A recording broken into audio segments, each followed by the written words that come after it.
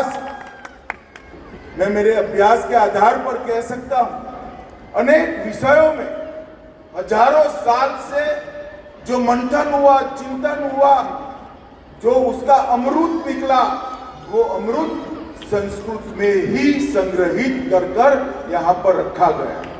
चाहे व्याकरण हो, चाहे संगीत हो, योग हो, आयुर्वेद हो, रसायन विज्ञान हो, अंतरिक्ष ज्ञान हो, गणित हो, भूमिति हो, कालगणना की वैज्ञानिक पद्धति हो या पर्यावरण का संरक्षण, हर क्षेत्र के अंदर संस्कृत में इतना सारा ज्ञान ही नहीं, ज्ञान के भंडार उपलब्ध है, जो मैं मानता हूं समग्र विश्व को उपलब्ध होने चाहिए। और हम ज्ञान की पेटेंट करने वाले देशों में से नहीं, ज्ञान पर किसी का नाम नहीं, और हमारे वेद और उपनिषद उसमें कहीं पर भी रचयिता का नाम नहीं है, वो ईश्वर ने दिए हैं और सबके लिए उपलब्ध। इसी तरह से संस्कृत के अंदर वेद, उपनिषद, सुभाषित और अनेक प्रकार की पांडुलिपियों में जो ज्ञान है, ये पूरी दुनिया के लिए उपलब्ध होना चाहिए। और संस्कृत भारती जो काम कर रही है, वो ज्ञान के इस पिटारे को दुनिया को उपलब्ध कराने की दिशा में पहला कदम है। जो लोग संस्कृत के लिए काम करते हैं, वो ऐसा न समझे कि हम दुनिया की अनेक भाषाओं में से एक भाषा के लिए काम कर रहे हैं। एक ऐसी भाषा है जो न केवल सबसे ज्यादा वैज्ञानिक है, इसके व्याकरण की कोई जोड़ नहीं है। दुनिया में छंद और मात्रा अगर सबसे पहले किसी भाषा में संशोधित किए गए और पद्य साहित्य को गेय स्वरूप में याद रखने के लिए छंद और मात्राओं का उपयोग किया गया, वो केवल और केवल संस्कृत में। और इसी के कारण आज भी संस्कृत जिंदा है।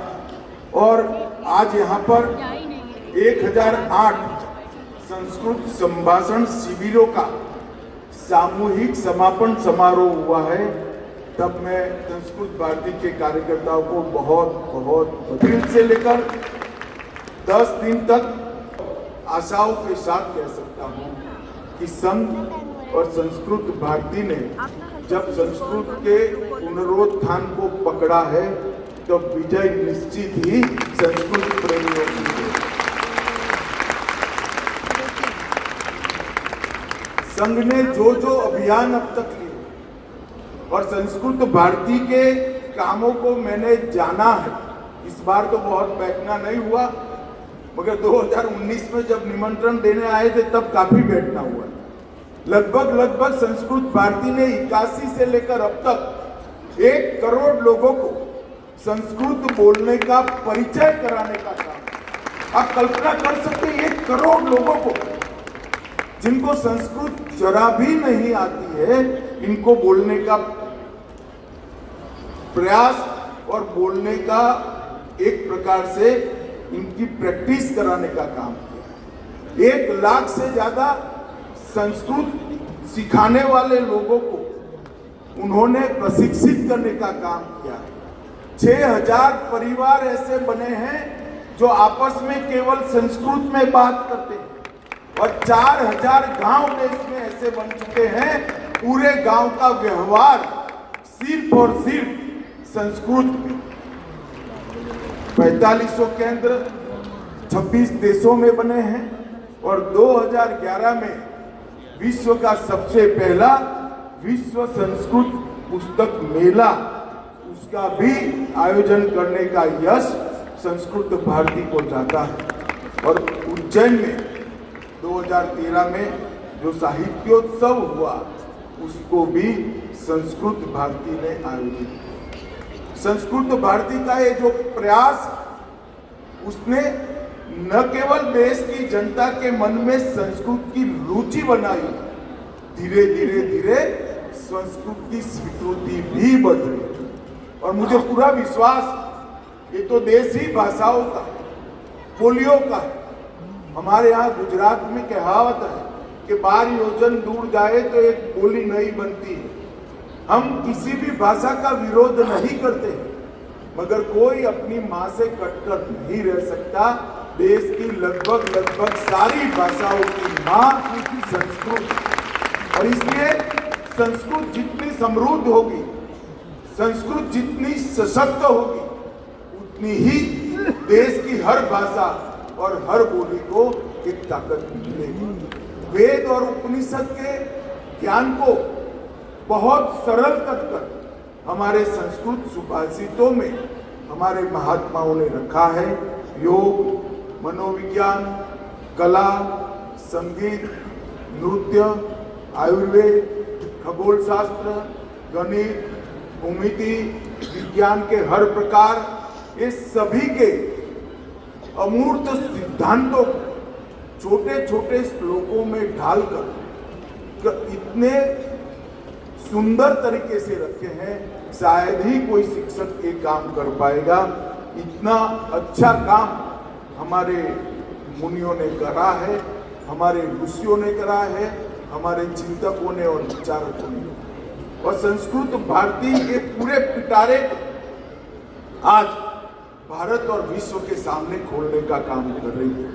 मित्रों, वसुधैव कुटुंबकम की जब बात करते हैं तब विश्व को आश्चर्य लगता है, मगर उनको मालूम नहीं है वसुधैव कुटुंबकम जिस जगह से आया है, वो जगह में ये सोच बच्चे बच्चे में हमारी संस्कृति और संस्कार के कारण आज मिलती है।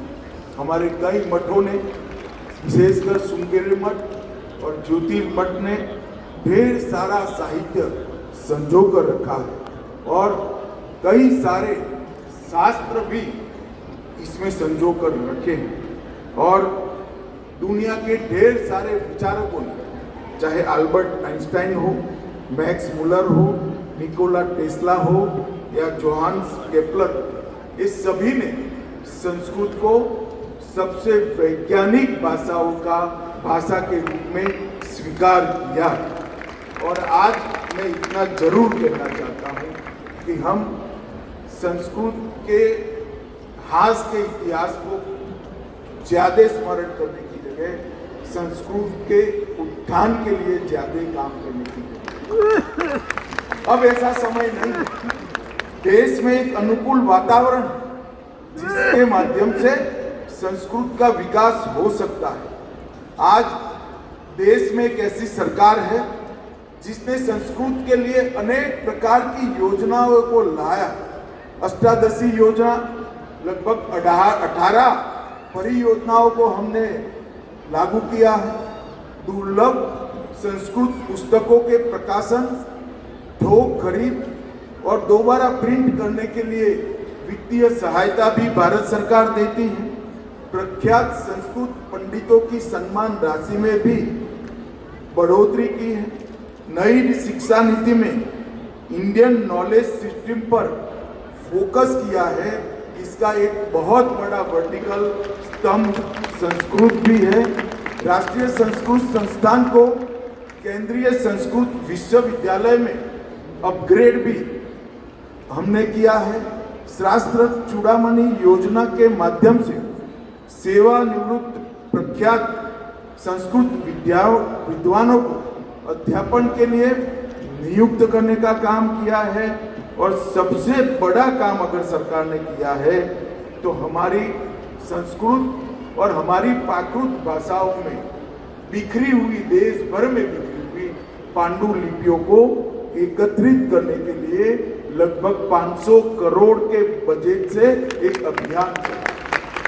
और मुझे विश्वास है कि जब पांडुलिपियां एकत्रित होगी, वो जिस भाषा में संस्कृत और हमारी प्राकृत भाषाओं में पढ़ी है, इनके विद्वान जब इसका सरल अर्थ आज की भाषा में करेंगे, इसके संरक्षण और संवर्धन की वैज्ञानिक व्यवस्था प्रस्तापित होगी, उस वक्त दुनिया के लिए अद्भुत ज्ञान का खजाना खुलने वाला है। और नरेंद्र मोदी जी ने पांडुलिपियों के संरक्षण के लिए एक बहुत बड़ा ज्ञान भारतम मिशन की 500 करोड़ के बेसिक कोष के साथ शुरुआत की है। और हर बजट में इसके लिए आगे बढ़ इसके लिए एक निश्चित राशि दे दी जाएगी। लगभग अब तक 52 लाख से ज़्यादा पांडुलिपियों का डॉक्यूमेंटेशन किया गया है। 3.5 लाख पांडुलिपियों का डिजिटीकरण भी हो गया है और namami.gov.in पर 1,37,000 पांडुलिपियां उपलब्ध कराई गई है। दुर्लभ पांडुलिपियों का अनुवाद और उसके संरक्षण के लिए एक हर विषय के, हर भाषा के विद्वानों की टीम भी गठित की है और बहुत थोड़े समय में हम इसको आगे बढ़ाएंगे।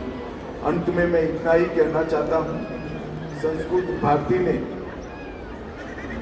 जो काम 81 से लेकर आज तक किया है, इसकी जोड़ ढूंढना बहुत कठिन और मैं बहुत पवित्र हृदय से बताना चाहता हूँ, मैं भी एक सामाजिक कार्यकर्ता हूँ। अगर मुझे कोई कहता कि संस्कृत भारती के लिए काम करना है तो इतना साहस मुझ में नहीं है जो संस्कृत भारती के कार्यकर्ता। एक बहुत बड़ा मिशन, एक बहुत बड़ा काम लेकर संस्कृत भारती ने एक मकाम तक, एक स्तर तक पहुंचाया है जहां से आगे विजय ही विजय है, पराजय का कोई सवाल खड़ा ही नहीं। मित्रों, आज मैं इस कार्यक्रम के मंच से देश भर के लोगों को संस्कृत भारती के माध्यम से ये जो प्रयास चल रहा है इसका समर्थन करने का, इसका संवर्धन करने का और इसको गति देने के लिए अपील करना चाहता हूँ। मैं हृदय से मानता हूँ कि संस्कृत के उत्थान में ही, संस्कृत के प्रचार प्रसार में ही और संस्कृत में पढ़े ज्ञान को संकलित कर सरल कर लोगों के सामने रखने में ही दुनिया की सभी समस्याओं का समाधान निश्चित रूप से संस्कृत के ज्ञान से मिलता है। और मैं ये कोई ऐसे कार्यक्रम में भाषण करने नहीं आया हूँ, मेरे मन के मनोभाव अभिव्यक्त करने के लिए आया हूँ।